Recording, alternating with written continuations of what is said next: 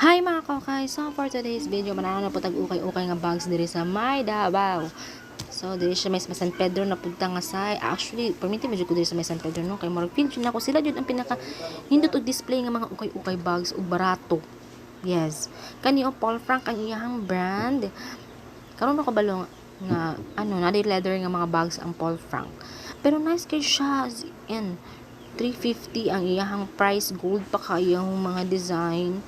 Perfect siya pang office or asa ba. Kani made in Korea nga mga bags. Ayan, Korea, nice kay quality po, di ba?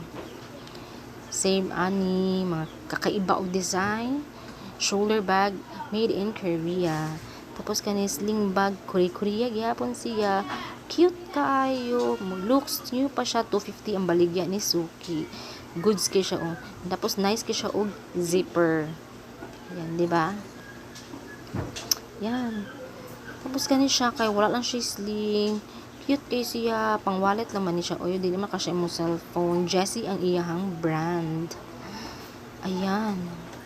Bago gold pa kaayo. Tapos kani familiar ko ano iyang brand, New York 8th Avenue, 9th Avenue. Basta branded siya, goods pa yun siya, tapos nice kay siya quality.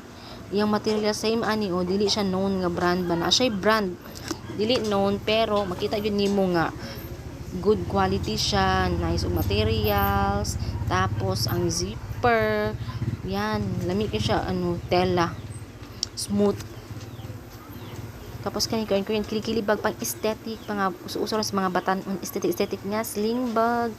Cute kaayo. So unsa pagihulat nimo pagpalit na kay mawala na ni kay bagubi ning abrin ni Suki. Ayan, bye.